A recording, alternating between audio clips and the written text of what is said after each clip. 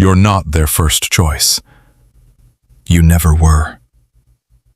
The person who only texts you at midnight gets someone else's daylight hours. The one who won't introduce you to their friends is showing you off to someone else. The person keeping you in limbo has already made their choice, and it wasn't you. And the quiet truth is, the world doesn't care about your patience. What it cares about is who you're willing to accept less from. Machiavelli understood this 500 years ago. He watched princes keep backup heirs. He saw advisors maintain secondary alliances. He witnessed people being strategically kept close, but never truly chosen. And he learned that being someone's option is more dangerous than being their enemy, because at least enemies know where they stand.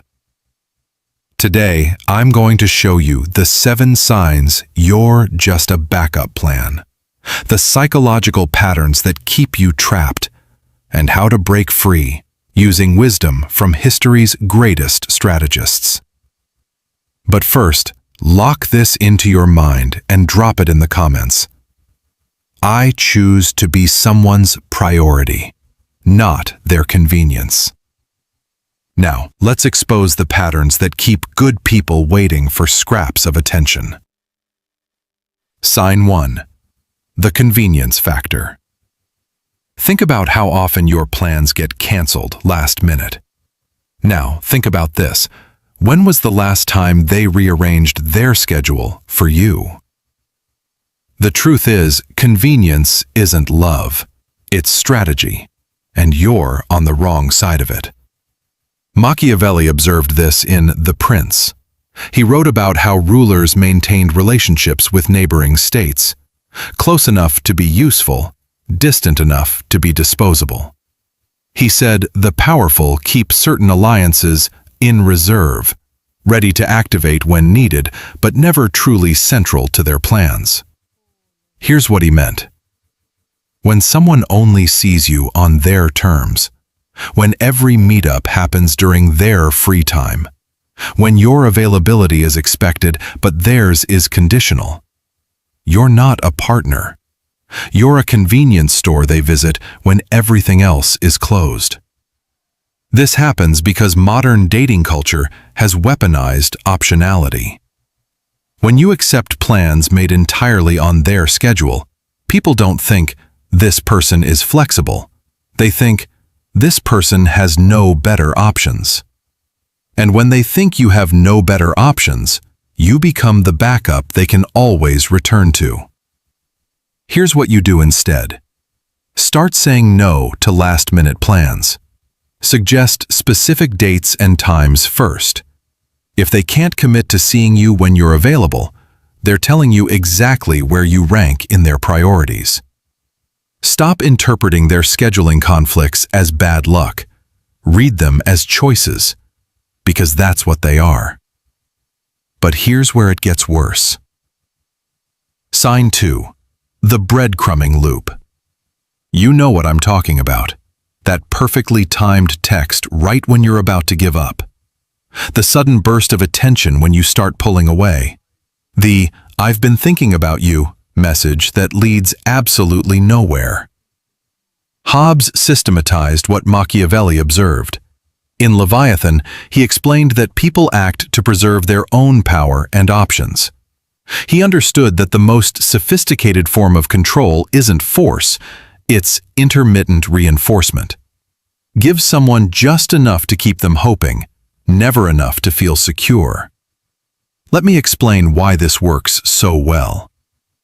Your brain releases dopamine not when you get what you want, but when you anticipate getting it. Breadcrumbers understand this instinctively. They're not stupid.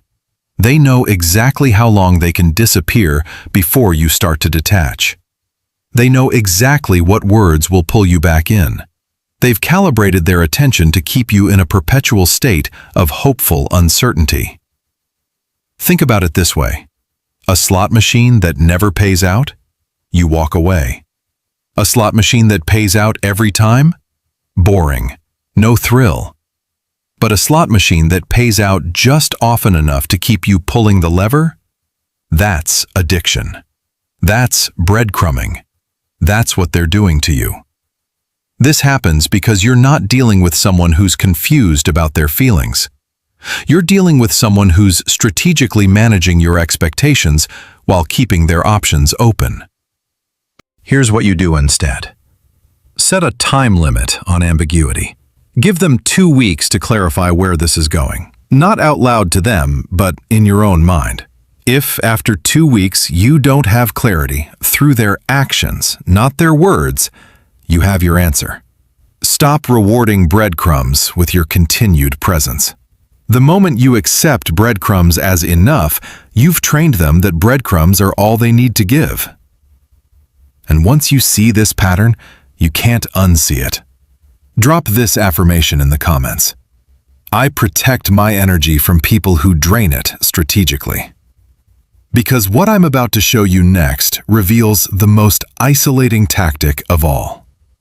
Before we continue, if you're still here, you're not just watching. You're someone who refuses to accept being treated as optional. You're the type who actually wants to understand the patterns instead of just complaining about them. That's rare. So hit that subscribe button and turn on notifications. What's coming next will show you the psychological isolation tactic that keeps backup plans from ever realizing their position. Now, back to what these strategists discovered about social control. Sign 3. The pocketing phenomenon. 6 months in and you've never met a single friend. A year later and their family doesn't know you exist. They post photos from events you didn't know about with people you've never heard of. You've been taught that privacy means they respect boundaries, but Machiavelli discovered something darker. In the Discourses, he wrote about how Roman senators kept certain alliances hidden, not to protect them, but to maintain deniability. The relationships they hid were the ones they were ashamed of, or the ones they might need to deny later. Here's the brutal truth. If someone is proud of you, they show you off. If they're keeping you hidden, they're either ashamed of you or keeping their options open with someone else. There's no third option that ends well for you. Montesquieu took this further in The Spirit of the Laws. He explained that social visibility creates accountability. When your relationship exists only in private, there's no social pressure for them to treat you well. No witnesses means no consequences. They can rewrite the narrative however they want because nobody else has seen the reality.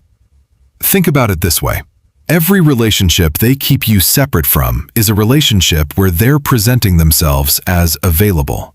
Every friend group you don't meet is a group they're maintaining the option to tell, "I'm single," to. Your absence from their social media isn't discretion, it's strategic ambiguity. This happens because modern technology has created a new form of relationship compartmentalization. They can have an intimate relationship with you while maintaining a public persona of availability. You exist in a separate pocket of their life that never intersects with anything that matters to them. Here's what you do instead. Stop accepting "I'm private" as an explanation. Privacy is not posting every detail. Secrecy is pretending you don't exist. If after 6 months you haven't met anyone important to them, you're not building something real. You're participating in their compartmentalization strategy, and you deserve better than existing in someone's hidden folder. Wait, there's something even more calculated than hiding you. Sign 4. Selective availability. Notice the pattern. They go silent for days, then suddenly they're bored at 11 p.m. and you're the first person they text. They disappear when their life is exciting, reappear when they're lonely. You only hear from them in their empty moments. You've been told this means they're busy or going through something. Everything you've been told about this is backwards. Hobbes understood in Leviathan that people reveal their priorities through their actions under pressure, not their words during leisure. When someone is genuinely interested, you're the first person they want to share good news with. When you're a backup plan, you're the person they contact when they have nothing better to do. Let me be crystal clear about something. The "I've been so busy" excuse is the biggest lie in modern dating. Everyone is busy.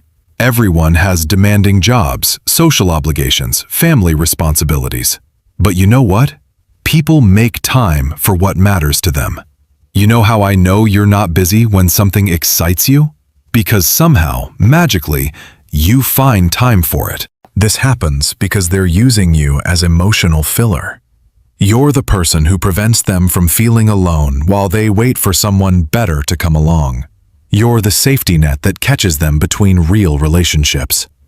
Here's what you do instead. Track the pattern. Notice when they reach out and what's happening in their life when they do. If you only hear from them during their low moments and not their high ones, you're their therapist, not their partner. And therapists get paid. You shouldn't be providing emotional labor for someone who only values you when they have no better option.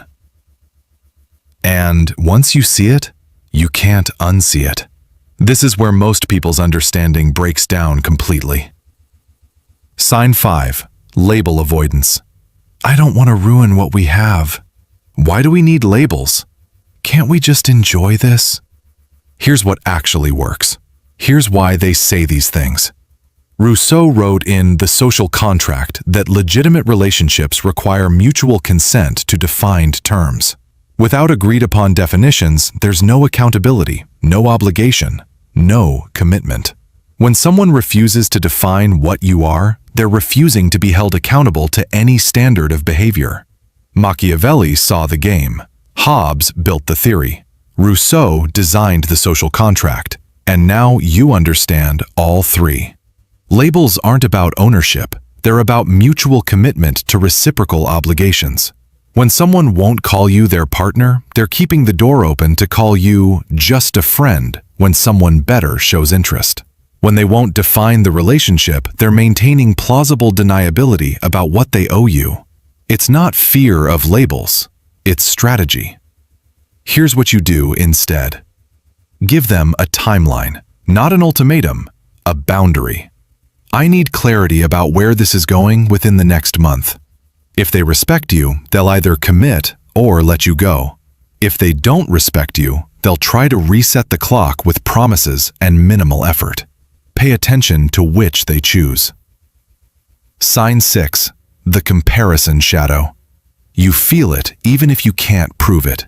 The sense that you're competing with someone, an ex who still hovers, a friend they text constantly, someone from their past who might come back any day. Remember when I said being someone's option is more dangerous than being their enemy? Now you see it's actually a position of strategic weakness disguised as closeness. You're close enough to feel invested, distant enough that they owe you nothing. Machiavelli observed in The Prince that the most unstable position is being the backup heir, elevated above the common people, but always living in fear of being replaced. That's you. Close enough to hope, never secure enough to rest. This happens because they're hedging their bets. They keep you engaged while keeping their real first choice in mind. Every time they mention their ex casually, every time they compare you to someone else, every time they tell you about someone who got away, they're telling you who you're really competing with. Here's what you do instead. Refuse to compete. The moment you realize you're in a competition for someone's attention, you've already lost. People who truly choose you don't make you fight for your position. They make it clear that position is yours. Sign 7. Unequal investment. You're the one planning everything, initiating conversations, asking about their day, remembering important dates, doing all the emotional heavy lifting. Weber's Sociology of Authority shows us that legitimate power requires reciprocal investment. One-sided investment isn't a relationship, it's a transaction where you're paying and they're collecting. Think about it this way. When you create space for people who truly value you, this allows you to, which leads to leaving before you're too invested. combined with you become someone who can't be kept as a backup plan because you refuse to accept that role. You came here feeling uncertain, questioning whether you were overthinking, wondering if you were asking for too much. You learned that convenience isn't love, it's strategy. You discovered that breadcrumbing is deliberate, that pocketing is calculated, that label avoidance is manipulation, that selective availability reveals true priorities. Now you see the complete pattern. This isn't just knowledge, this is armor. Protection against people who would waste your time while they figure out what they really want. You're not the same person who started listening 7 minutes ago.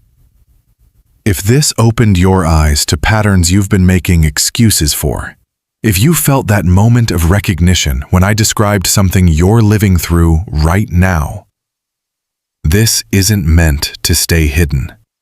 Share this with someone who needs to hear it. Hit that like button if it resonated. Subscribe because there's more you need to know about protecting yourself in a world designed to keep you accepting less. This knowledge protects you. Every person who learns these patterns is one less person getting strung along by someone who sees them as optional. You're not here by accident. Remember, Machiavelli taught us to see the game clearly. Hobbes showed us the mechanisms of power. Rousseau gave us the framework for legitimate relationships. And now you have all three. In a world full of people who'll keep you waiting, don't be the person who waits. Be the person worth showing up for on time, and walk away from anyone who doesn't see that value. Stay strategic, stay valued, and never accept being someone's backup plan.